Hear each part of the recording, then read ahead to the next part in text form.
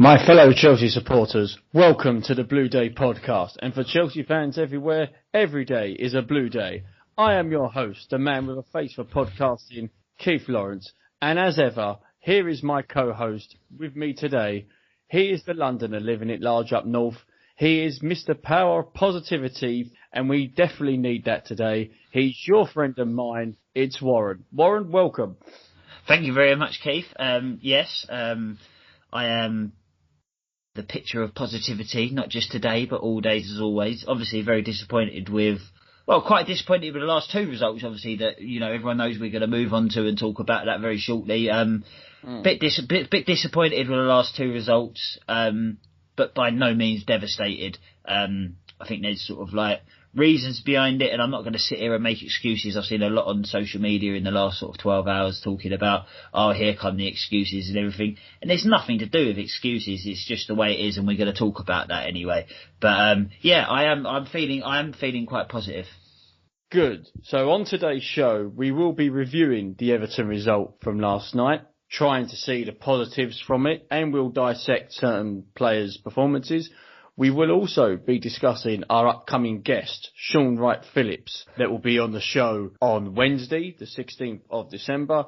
Plus, at the end of the show, my co-host here has an announcement to make, so you do not want to miss that. So, Warren, let's start with the Everton result last night. Yeah, we did discuss this before we started recording, that we're not going to over-dissect it. We're not going to do what Arsenal Fan TV does. We're not going to do what certain other podcasts do. And well, they don't even dissect it anymore. They just get up and fuck off. They just get up and fuck off. You're noticing my watch along last night. I didn't do that. I was disappointed, but you notice I didn't get up and just fuck off. Like, I did get the ump a couple of times, but we're not going to throw our toys out the pram. Absolutely. We're going to look at it from a common sense. Objectively, we're going to look at it objectively. The bigger picture here. I think that's the point. Yes. I think that's the point that people are missing, is the fact that, excuse me, last couple of seasons, right? If you look at Man City 2 seasons ago and Liverpool for the last 2 seasons, they regularly went on 10, 15 game winning runs and regularly went on 20, 25, 30 game unbeaten runs and things like that. I don't think anybody's in a position to do that this season. I think that it's a very weird season with the fan situation and, everything that's going on and the lack of pre-season, all these different factors that are going on. So it's very odd anyway. So it's not, and that's not an excuse for Chelsea. That's happening broadly across the whole of Europe from what I'm seeing. So it's not just an excuse or an issue with Chelsea. It's a very broad issue. So if we look at it like realistically, in the last 17 games, we lost 1 game against a good Everton side. And yes, I'm disappointed that we lost and that we've lost a little bit of our momentum. But we've got to look at it realistically. We had no wingers fit last night. That was huge for us. We're going to move on and sort of talk about individual players, like you said, in a bit. But I'm not at all devastated, Keith. I don't know about you. I am disappointed, but I'm not devastated at all. It's one of them things. It was going to happen. We've been saying for a couple of weeks now that we're kind of almost, because of the way the season is and for the reasons like I've just said, teams are not winning 10, 15, 20 games regularly in a row anymore. So we can't expect it. Looking at the bigger picture, we kind of had to lose at some point anyway. So I'd rather lose what was considered a tough game away against a good Everton side than to drop points at home to like we did against Southampton, for example. So I think that there's a bigger picture to look at there, Keith.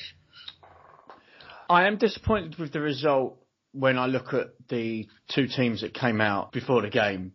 When I see 4 centre-backs playing for Everton, no left-back, no right-back. James Rodriguez was out, which I thought could have been a big miss.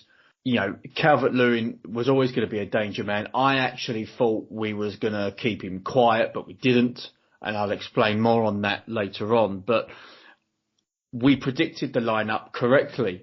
Yeah, didn't we? Position and players. So through the lack of wingers, Havertz having to play as a more prominent member of the front three, which he isn't having necessarily the best of time of it anyway. No, I think we've discussed that we have to be extremely patient with him. Then he's had COVID, and he does look a little bit slight and a little bit lazy on the ball sometimes. I've mentioned before that he always tries to make everything look too composed and too elegant rather than just getting the pass done.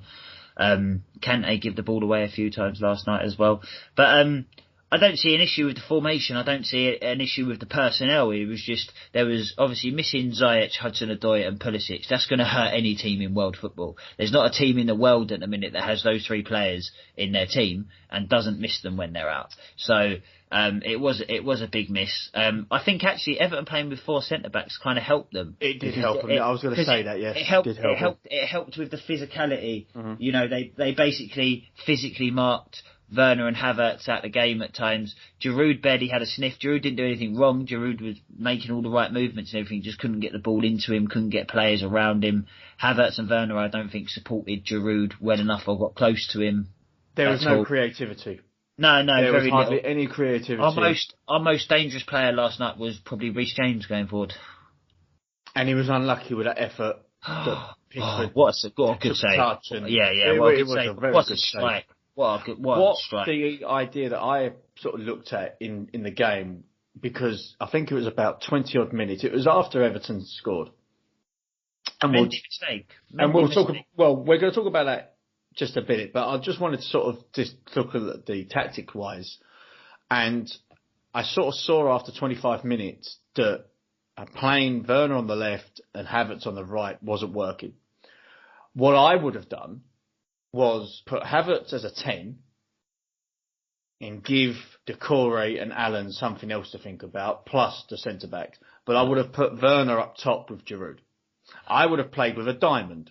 I kind of feel like that's it's kind of what we ended up with, isn't it? It's kind of we did in the end, but I think we should have done that maybe from the start, but at least once they scored. Because the thing is, I think that kind of thing, if you start a game like that, Everton can figure it out quite quickly because it's at the start of the game and it's sort of like easier to deal with. I think the reason that Frank changed to that is because it's something that teams don't do very often, and it's very hard to combat mid-game when it happens. And I think that's why Frank didn't start like.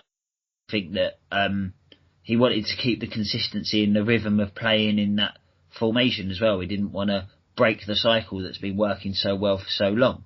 I can see your point, and I think that's kind of why he changed it in the second half. I said on the live stream it would be interesting because our only attacking option on the bench was Tammy Abraham. So I said it would be interesting to see what he does because Frank's not the kind of person that if it's not working, he doesn't really go for a straight swap. You know, he won't just take Giroud off and put Tammy. You know, he'll bring players on and he'll change the shape slightly and he'll change it up. Very much how, you know, if you look at Pep was one of the first people to do it, that if his team was under the cosh, like the difference between Pep and Mourinho, and this is what I say about 2005 football and modern football, is that if Chelsea were under the cosh under Mourinho, he'd bring on a Makelele or a Mikel or a Carvalho or Ferreira or somebody, he'd make a defensive change.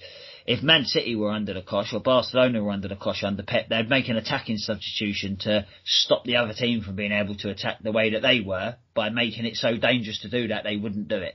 Right? And that's what I see in Lampard, making them positive attacking substitutions. He was very limited in what he could do yesterday. It's not an excuse, it's the fucking reality of it. People saying that, oh, it's excuses and Lampard out, they can all go fuck themselves. It's ridiculous, right? It's one not great performance in 17 games. And like I said, the season, the way that it is, look, Liverpool lost 7-2 to Aston Villa and just about scraped by Leeds and all these teams are beating each other. And Man City got stuffed by Leicester. Tottenham beat 6-1. I know Man United have been a bit inconsistent, but they're unbeaten in 6 in the Premier League. It just goes to show how bonkers this league is anyway. West Ham are fucking 5th. Yeah, Southampton a year ago got beaten 9-0 by Leicester. Southampton are one of the better teams in the Premier League. Well, they stuffed us on Boxing Day. Yeah, they come to the. Nearly ruined my Christmas when I was there. Even this season, they've been excellent. You know, so I mean, yeah, one defeat. In the same way that if we was to on this run, people may think that we've got carried away because I think we're genuine title contenders. I mean, I wouldn't normally think that we. I think we are genuine title contenders because of the pandemic and the situation that creates the unknown. That's why I think we're genuine title contenders. Most other seasons, I'd say that maybe we're still a season away from it. But that's why I think that we're still in it. But the reason that we're still in it is the same reason that results like this can happen, is because everything's all a bit... It's the unknown. This is the unknown season. This is the first time in football history anything like this has happened. Nobody knows what to expect. Nobody's got no reference points. Everybody's learning every second of every day how to deal with things. I mean, how difficult it is for the players being in bubbles and not being able to do this and that and celebrate this and see that person and do this when they want and everything. Everything's changed, so it's going to have an effect on players as well. We forget about the effect that mental health has on players. We think because they earn loads of money and they've got beautiful girlfriends and all the rest of it and nice cars, it doesn't matter. Of course it fucking matters. It's mental health. Mental health doesn't discriminate against anyone. It doesn't care who you are or anything. So we have to accept that as a reality. And we've had one not great performance where we lost 1-0, and it was a bad mistake from Mendy, and it is 2 bad mistakes in a row for Mendy. And I think it's important to point it out, because if it was Kepa, people would be going absolutely fucking bonkers. And I'm not suggesting that's what we should do, but it's happened 2 weeks in a row now. It needs to be addressed. There needs to be a bit of communication going on there. Zuma and Silva have to take a certain amount of responsibility as well.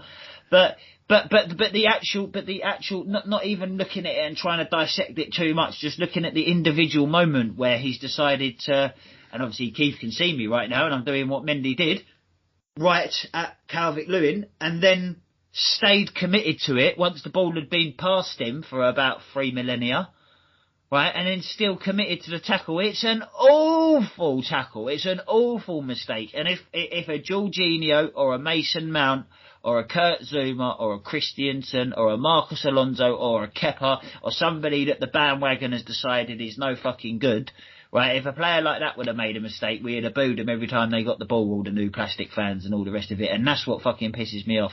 I don't think Mendy should be singled out or victimised. It's a very, very bad mistake, one that he cannot keep repeating. Warren, can I ask you a question in regards to that particular incident with Mendy making the mistake? Do you think Silva could have done better? Because I watched it. Yes. Hear me out. I watched it live last night, and I also listened to you on the watch along on YouTube. Yeah.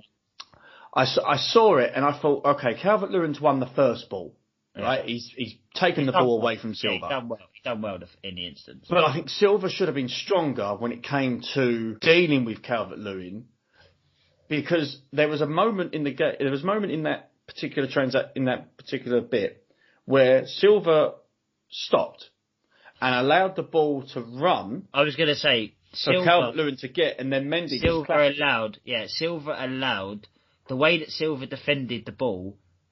Allowed Calvert-Lewin to get the ball into the danger area. Even though Silva felt that he could deal with it, and he probably should have, Silva made it so that Everton could manipulate the ball into the danger area, whereas he needed to see them back out and back to their centre-backs, right? As much as I agree, I think that would be over-dissecting it slightly. I think that we're over-dissecting it slightly by really, really looking into it. I mean, it's a fair point. It's similar to... It's very similar, involving similar players as well to the goal against Leeds that we conceded. That if you was to over dissect it, you could say that Zuma's positioning, he was caught a bit square and there's a bit of hesitancy. And yeah, you can sort of portion blame around the team, but I think that's over dissecting it. I think the last 2 goals that we've conceded in the Premier League have been mistakes by Mendy. I would say Mendy was at fault for both, but I also think that the build up to it, the combination between defence and goalkeeper needed to be stronger. That's my opinion. Yes. But that's obviously that's me coming from a coach's perspective. Yeah, obviously, which will come. I'm confident that it will come. But because of that, with the mistake against Leeds, it didn't affect it too much. Didn't affect the result too much. Obviously, last night it did, but I think it I never felt like we was out the game. That's the difference. Sorry to cut you off there, Keith, but do you not feel that that's a bit of a difference? I know that we compare it a lot to last season, which I think we're right to do. There was times last season that if we went 1-0 down away to Everton, you just knew we was going to lose. I mean, like, it was just one of them things that you knew we was going to lose. Last season, if we was 3-0 down to West Brom, and last season, if we would have gone 1-0 down at home to Leeds. I think, their classic performances against your West Hams and your Bournemouths and your Southamptons and your Evertons and the games that we actually lost last season. And this season we're winning them and picking up points. So we lost against Everton yesterday, but last season if we would have gone 1-0 down away like that, I never would have felt like we was getting back in the game. I'd have felt like we needed a stroke of luck or a stroke of genius to get us back in the game. Now I feel like we're always in it. I mean, Mason Mount hitting the post with that beautiful free kick right at the end. I really thought that was in. I thought that was going in. For those of you that were live with me for the watch along at that moment, oh my God, I nearly went through the fucking wall. I'm telling you, I felt like we was always in the game, and yeah, Frank tried to change it up tactically. I like what he tried to do. I think West Ham's going to be tough. Because of the winger situation, it's going to be tough. Hopefully they're back for the Arsenal Villa game and stuff over Christmas. But Gilmore coming on was a positive as well. I thought, it was nice to see him get some game time. Always wants the ball, doesn't he? Always. Talk of him possibly going to Rangers in January. I don't think that would be the worst move for him, going to a team that just wins all the time and get that winning mentality, and he can be the focal point and he can just work on his own game. I'd like to see him stay. And get more games in for Chelsea. But I don't think that would necessarily be the worst move for him. I think Gerrard tries to play a nice brand of foot. I watch Rangers a lot. I'm a Blues brother, so I'll be watching Rangers today, flicking between that and the Formula One. So I watch Rangers a lot. They're a decent side, and the result isn't the end of the world, because at the end of the day, we're still third. There are still positives to take. There's still results today that can happen, right? If Tottenham and or Liverpool were to drop points, whether one of them was to draw, one of them was to win, or they was both to draw or both to lose, or loss and a draw, whatever the combination of results were, if one of them teams drops points today, they've dropped points against Crystal Palace or Fulham, whereas we would have dropped points against a team that's possibly going to finish in the top four. I think that's kind of like, okay, that's clutching. I appreciate that's clutching at straws, trying to be positive. I totally appreciate that, but that is the reality of the bigger picture. Let's see how we are after this weekend. And if we are 5 points off the top, if somebody would have said we'll be 5 points off the top coming up to Christmas, just coming off the back of a loss as well. So it's not even as if we've managed to get ourselves within 5 points, winning 6 games in a row and being lucky. We've been very, very good. Just come off the back of a loss and still be within 5 points, worst case scenario. Then I don't think that's the worst situation to be in. I wouldn't necessarily have taken it, because I want to be positive and I want to win everything. But it's the bigger picture. I think we have to look at the bigger picture, because we've had a good start to the season, and because people are saying that maybe we have a shot at the title, and certain pundits are saying it. As soon as we lose, everyone's like, "Oh, Chelsea are shit. They was meant to be winning the league," and it's like, "Nah, man, you've got to remember what our realistic aspirations and expectations are. We want the best because we're Chelsea fans and we're used to winning everything, of course, but we have to be realistic with it." What did you think of the Krasnodar game, Keith? I know we've done it out of order a little bit recently because the Krasnodar game was such a dead run. I think the Krasnodar game weren't really it was good to see Andrew coming in. Obviously, it was fantastic seeing Billy Gilmore come back and stuff. It was great seeing Dave playing. Quite enjoyed seeing Rudiger play as well. Emerson was sort of decent enough again. He's sort of proven himself to be a decent enough competition for Chilwell at the minute. I like what he's doing. But yeah, it was nice to see Andrew in. Obviously, it was disappointing before the match to realise that Pulisic definitely wasn't going to play. We knew about Ziyech, and then obviously we learnt about Hudson-Odoi as well. So that was pretty disappointing.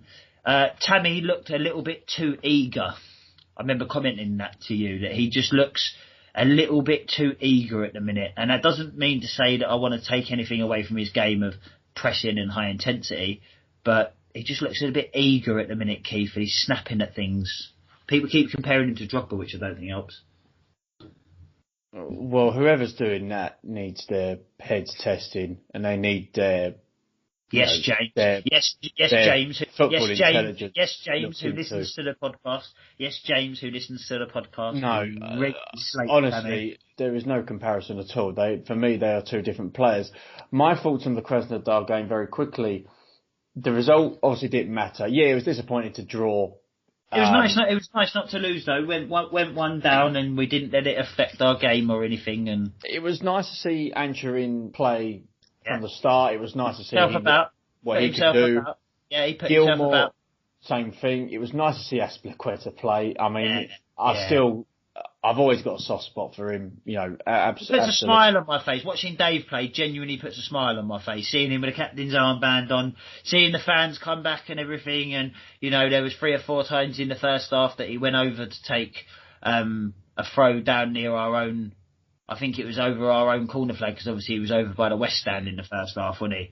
That's where all the fans were, and they all got fantastic receptions individually and stuff. But like Dave got a lovely reception from the Chelsea faithful over there, and that was really, really nice. Well, as we're talking about the Champions League and with the draw against Krasnodar, I mean, again, to be honest, come March, April time, I don't think people are going to be necessarily thinking about the result anyway. But the draw for the knockout stages is Monday. Yes. Which will be tomorrow. Yes. 11:45, isn't it?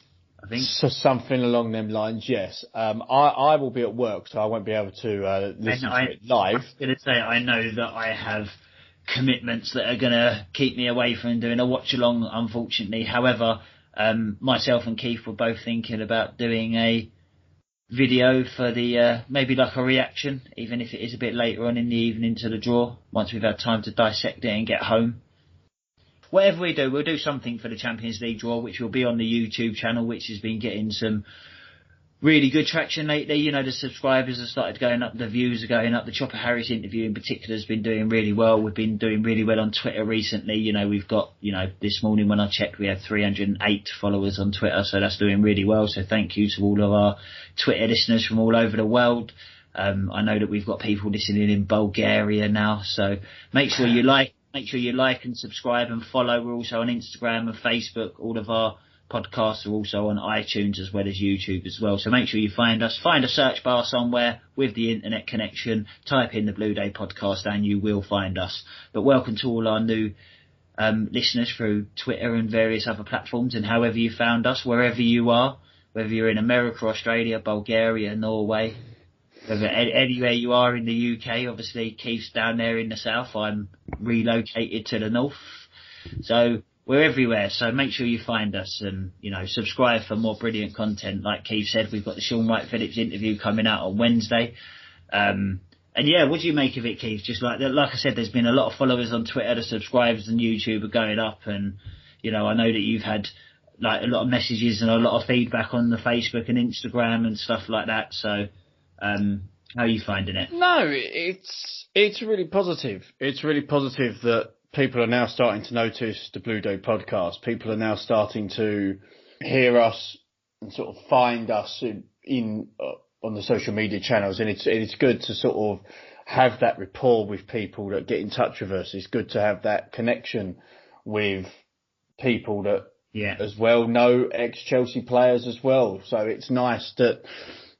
I've had messages off of our listeners this week. I know you have as well, but I've had messages of some of our listeners this week saying that he noticed that on the Instagram and Twitter page in particular that, you know, Sam Dallabonna and Bernard Lambourde and Dennis Wise and Eddie McCready and Alan Hudson are like following and liking our posts and stuff like that, because we are getting a bit of genuine Chelsea traction now. I think that's because we are just genuine Chelsea fans and we're appealing to other genuine Chelsea fans, and most people that play for the club end up being Chelsea fans one way or another, don't they? So, me and Keith, as always, are very, very humbled by it. As always, we want your opinion, we want your feedback, we want your constructive criticism, we want what you like about the show, what you don't like about the show. Let us know what you think about the watch-alongs. I really, really enjoy doing them. I have massive fun doing them. So even yesterday when we lost and it was disappointing, I still enjoyed doing it. So thank you everyone that came along. We got a few good number of subscribes and likes and stuff, so I was really, really pleased with that. Now that the plugs are all over, Champions League draw, if we go back on that for one sec, who do you want? Well, I mean, my heart and every ounce of me wants to play Barcelona, or, you know, I mean, there's a few other teams that we can't really draw.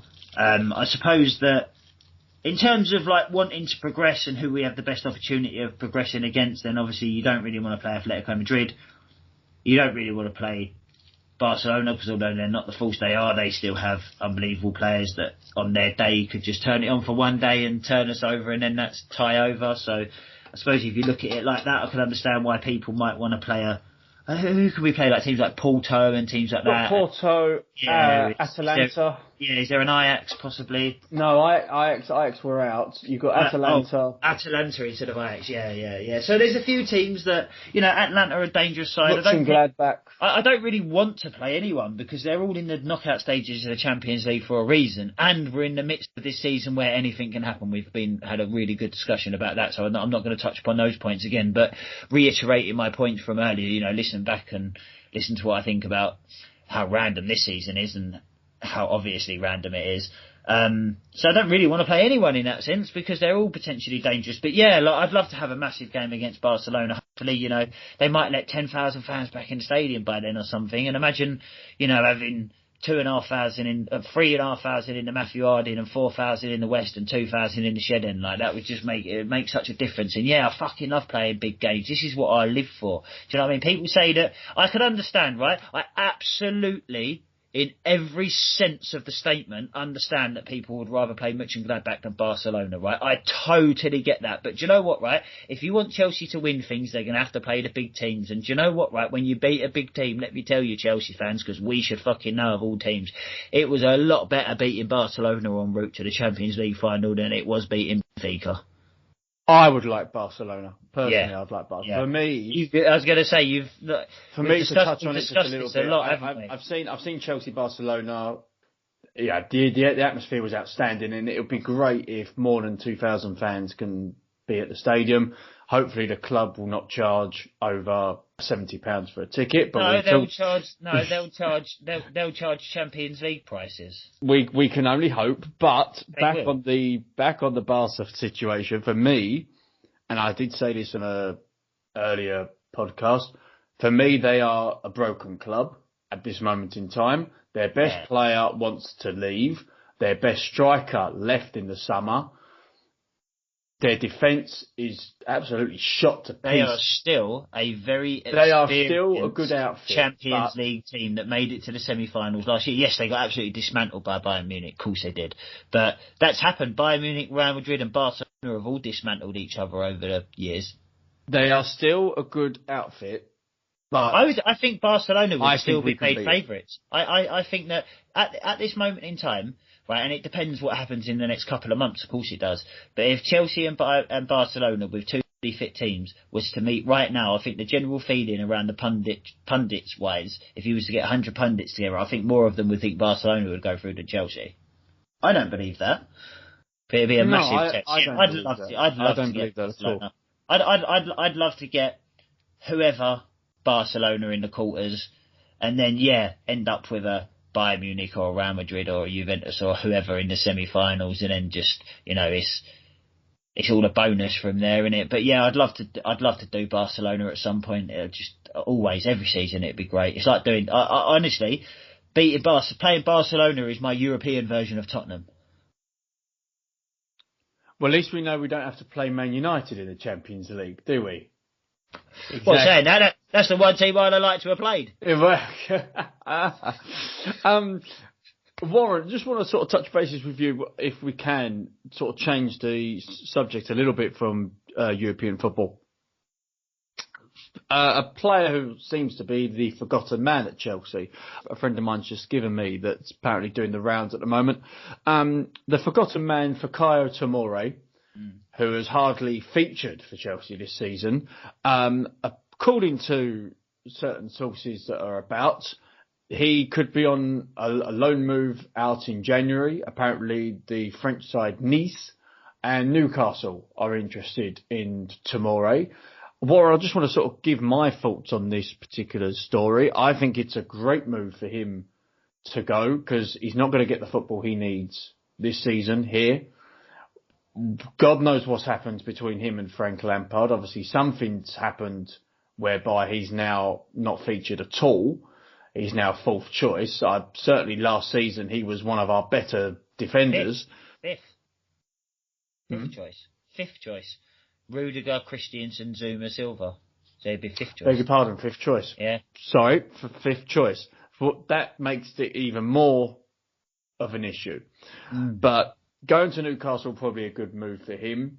Stays in the Premier League. He gets obviously first team football he needs. Going to Nice. It's just as far to go from London to Newcastle as it is London to Nice, though. Well, I was about to say that. Yes, it'd probably take him the same amount of time. Yeah. But Warren, just quickly your thoughts on this, because certain Chelsea fans want Tomori to be part of the team. I've got obviously a little bit. He's better than Zuma and Silva as a partnership, but yeah, do you think this will be a good move for him? Well, I think with regards to the Zuma-Silva partnership, I think it doesn't matter which of the other three with Christensen, Rudiger and Tomori that you are. I don't think you're breaking that at the minute. I wanted him to stay this season when he turned down the supposed move to, there was obviously like the Everton link and then there was the West Ham link that was a lot stronger. And obviously he turned them down, wanted to fight for his place and stuff. I was really, really pleased with that. I thought that showed a really, really good attitude. There's speculation about his attitude and whether it's been called into question in training recently. I know that, but again, that's pure speculation. I think that it'll be a good move for him. I think that he needs to just get out of familiar surroundings for a little bit, go and test himself, challenge himself somewhere else, playing in new surroundings with new players for a little while. And hopefully, because I'm one of the people that very much wants him to be part of the squad going forward, hopefully he's going to come back a stronger and better player. Yeah, and I think a loan move would be ideal for him to... Whatever happens, I hope whatever does happen, whatever ends up happening with Tomori, I hope that whatever he does, he goes away and becomes a better player and comes back and becomes a better player for Chelsea. And if he doesn't, then I wish him the genuine best in the future. They're not all going to make it. We have to understand that just because one of the youth players gets in and plays 10, 15, 20 games in a season, it doesn't. Billy Gilmore, it looks like he's a fantastic one for the future. But just because they played 10, 15 games, 15, 20 games in the space of 6 months, it doesn't mean that they're all going to make it. And we can't expect every single one to make it. Like the odd one will make it. Mason Mount, Reece James, Tammy to a large point, but they're not all going to do it. So let's see what the Tomori one plays out as. I think that the next 6-7 months are big for Tomori with regards to his own career going forward. So it's going to be an interesting one. I hope he comes back stronger and better than ever and is a big stay at Chelsea for many years to come. That's what I hope. Yeah, I do agree. I think that this is... We mentioned sort of beforehand how big of a season this is for Abraham and Hudson-Odoi. I think that we may need to put Tomori in that as well, whether or not... whether or not he's putting a shift in training, or whether or not he feels he looks happy in training. He looks happy in training. I watched a little bit on Chelsea TV on YouTube. There, they put up a lot of stuff from training and stuff, and he features in it quite a lot. And he seems to be smiling and happy. And again, they're like little isolated moments. It might be the only time he smiled all day, but. He seems pretty happy in training. The boys look very, very happy in training. Frank looks very involved in it, and Jody looks very involved in it. And training seems to be going really, really well at the minute. It's been really fascinating. It's the first season I've ever really done it. Sat there and watched clips of training and stuff. So I've been really enjoying it. Well, I miss Chelsea TV because you used to be able to do that on a regular basis. So there are moments where I do miss Chelsea TV.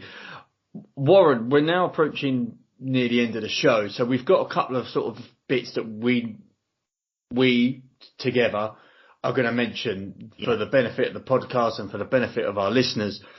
Coming up on Wednesday, we have Shaun Wright-Phillips on the show. Yeah. Very, very excited with this. He's a player who I specifically remember where I was when Chelsea signed him. I was at school and I got the information online. I think I was in a pub. Well, back when you didn't have the iPhones, you didn't have the only sort of internet access you had was in the library when you was at school. The phones, you still had, you played the old Snake sort of game on the phone. So that's exactly. So I remember when we signed him, and I remember obviously with his progression, for me, he's got an interesting story to tell. Yeah. When he was at Chelsea, he came in for a lot of money. There was a big build up to him coming in because I know that Arsenal were trying to sign him as well as. People say he was a flop. I don't personally believe that at all. He was part of a team ethos at Chelsea. It weren't just 11 players and the rest.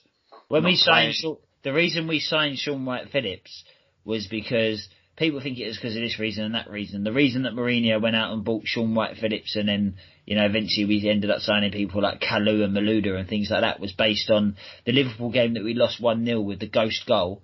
The reason we lost that game was the reason we lost to Everton yesterday is because we didn't have enough fit wingers. So Shaun Wright-Phillips came in and played a pivotal role in Chelsea. And people say that, all right, so his final delivery wasn't always amazing and stuff like that, but he played a very, very important role. His final delivery wasn't great. I want people to find this on YouTube because I will try and find this on YouTube. And if I can find it from the archives, I will put it up on the page. Wright-Phillips' assist against Real Betis at home for Hernan Crespo's goal. Yeah, well, I think it was probably the fourth goal. It was not an exaggeration. He was a very, very dangerous player. I mean, what people don't realise is that people like Lampard scored a lot more goals because of people like Wright-Phillips. Because what Wright-Phillips used to do was, because he was so quick, he used to force defences back, which used to leave the space for Lampard in that area that he used to love in, and he used to stretch the game, Wright-Phillips. And okay, he wasn't as amazing on the ball as an Iron Robben, and he wasn't as skillful as a Joe Cole or whatever, but what he brought to the club was very, very important. He's a Premier League winner, he's an FA Cup winner, he played under Jose, he played in the team with that spine of, Cech and Drogba and Lampard and Terry and Ballack and Essien and Joe Cole, and let's not even start mentioning the names of the man that this guy has played alongside them, and not that these people haven't carried him. He's been a genuine star of that team at times as well. So very, very exciting. I know that he's got a fantastic story to tell, and I think that our listeners will be, make sure you tune in. Like, it's going to be uploaded on Wednesday and everything. Sure, we'll make a little announcement just before, just so that everyone's ready for it and everything. So get around it on YouTube, Twitter, Instagram, Facebook, iTunes, YouTube, everywhere. Like I said earlier, we're everywhere. So make sure you get around that Wednesday. Look out for the announcement. Subscribe on YouTube and you'll get a little notification when it comes out anyway. Absolutely. And with regards to the podcasts, we've had a few comments recently on the thumbnails that we've been doing. So I know you wanted to thank our provider for that. Keith, if you wanted to go ahead and thank our provider for that, who's been doing that for us, give him a little mention. Absolutely. We haven't mentioned him yet on the podcast. We haven't actually mentioned him at all on our social media platforms. So if he does look at it and he does hear this podcast, I'm sure he does hear this podcast, he's probably waiting for his little thank you. So Stevie, thank you so much for your thumbnails for the last few weeks of the show. Myself and Warren, have appreciated it massively. You've got a very creative mind, put it that way. And listen, we appreciate it. Massively. He does seem to. What it is with Stevie is that myself, Keith, and Stevie are all on like a WhatsApp group, and we regularly chat because it's important to us that the thumbnails mean something and they capture our emotions through the game. And Stevie always seems to capture our emotions of the game and exactly how we feel. So he's obviously like a like-minded Chelsea fan like ourselves. Thank you very much for your time, Stevie, and, hopefully long may it continue. And if anyone needs anything done, if anyone's got their own little ideas for things and they need things done, please get in contact with us, at thebluedaypodcast@gmail.com. Leave us a little, leave a little query or whatever, and we'll be happy to speak to Steve and potentially pass his details over. He does a lot more than the thumbnails, he's great. So thank you very much. There is a commission fee involved. Yes, of course. We have to mention. Yes. 725% of the fee, which is to be discussed. That will be to be confirmed.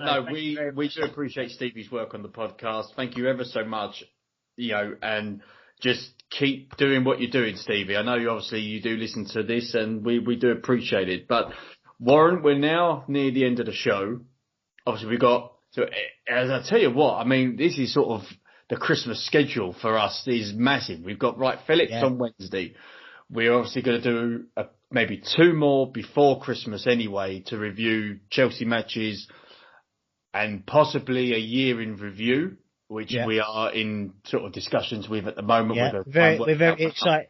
We're very excited about that, listeners. Make sure you stay tuned for announcements because we might be getting some people involved if we can. So we're in discussions at the minute that we can. So we very much want everybody to get involved. We're going to find a way to get as many people involved as possible. So look out for the announcements for that. Warren, to end the show today, you have an announcement to make, which me and you have discussed at length. That, listen, at the start of this podcast, when I first thought about doing this podcast, there was no way I had any ideas about how to connect with the hardcore Chelsea supporters, the ones that eat, sleep and breathe Chelsea. Warren, I know you're one of them, but there are many, many out there. I had no idea that between September to now that we would have this much of a following, whereby we are now going to discuss not just Chelsea results, but discuss life and discuss what Chelsea means to people, but also what people who love Chelsea mean to other people. Yes. So, Warren, to end the show, I want you to... Actually, you know what? Fuck it. This is your bit. I'll let you take the reins. I'm going to shut up, thankfully, for people. I'm going to let you take the reins, sir. Well, thank you very much, Keith. I think that what you said is very poignant and it's very meaningful. Discussing what Chelsea represents to people and what it can mean to people, not just in life, but in death as well, which is something that I'm going to discuss now briefly on the podcast. Hopefully on the 23rd, if all goes well, we're going to be releasing our podcast with our normal review of the West Ham game, our normal positive review of the West Ham game, which we are going to win, and we are going to be back right on form. I can assure you of that. I've got a really good feeling about the upcoming games. But also on that show, there's going to be a special segment to the late and great Carl Wurzel O'Brien, who unfortunately died on the 23rd of December 2016. He was a lifelong Chelsea fan, an avid Chelsea fan, a shed boy from the 70s and 80s. He was an ex-groundsman at the club. He was loved and revered by the club and fans all over the world. And, he's got a plaque in the shed. He's got his name on flags, Carl Wurzel O'Brien. I'm sure you may have seen it. Keith was actually at the game a few years ago against Hull. I was there, yes. West Stand Upper, I was there. Yeah, and there was a round of applause for him, and I think it was Jonathan Pearce, the BBC Match of the Day commentator, who, said his name and everything, and that was beautiful. So I'm very fortunate to have known Cole personally, very fortunate to have been to Chelsea games with him, very fortunate enough to have lived next door to him when he lived with his dear sister Sam, who I lived next door to for 20 years and I consider them family, and I know that the feeling is mutual as well. So I have spoken to the family, and we're going to do a special segment on Cole, which is going to talk about his life and him following Chelsea, and we're going to get a few messages on there from friends and family and stuff, and it's going to be a bit of a change up from our normal podcast. It's going to be a bit of an emotional one. I should think there's going to be tears and stuff. We're going to get some music in there as well that he used to listen to. I know that Steve Boots Humphreys, who is a avid listener of the Blue Day podcast and a Chelsea fan who's been all over the country with me,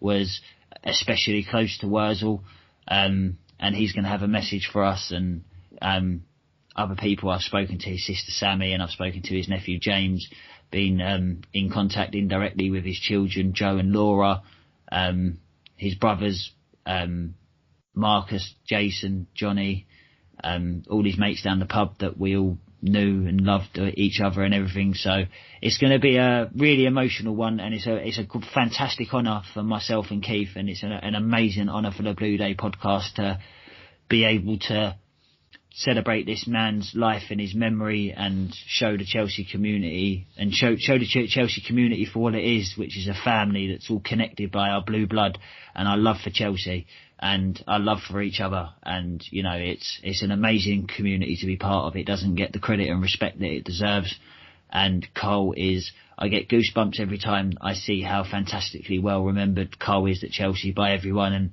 people that didn't know him stood there clapping for him and everything. It was, it still hits me quite hard, and I can't imagine what it does to the family. So hopefully we're going to do him justice. We're very much going to do our best, and there's going to be a good few messages in there, and it's going to be a real It's going to be a bit of a tough one to do, but I'm going to really enjoy doing it. I know Keith's going to enjoy doing it as well. We are going to get, being really honest about it, we are going to get a personal reward from it. Do you know what I mean? It's going to make me feel good to hopefully honour him the best that I can. I know that Keith feels the same. So we're very, very much looking forward to doing it, and we're very nervous as well. So, again, but let us know how we did.